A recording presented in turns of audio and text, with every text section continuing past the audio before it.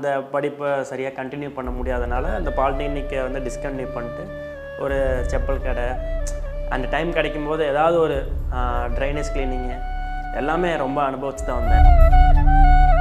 அவங்க எங்கேயும் வீட்டை விட்டு எங்கேயும் போனதில்லை. வீடு விட்டால் வீட்டிலேயே அடைஞ்சிருப்பாங்க. ஏன்னா அவங்களுக்கு ப்ரெஷரு, பேக் பெயின், எங்கள் அம்மாவுக்கு வந்து சொல்ல முடியாத சில விஷயம்லாம் இருக்குது. அதையும் தாண்டி இப்போ ஒர்க்குக்கும் போயிட்டு என்னையும் பார்த்துக்கிட்டு வீட்டையும் பார்த்துக்கிட்டு இருக்கிறாங்க.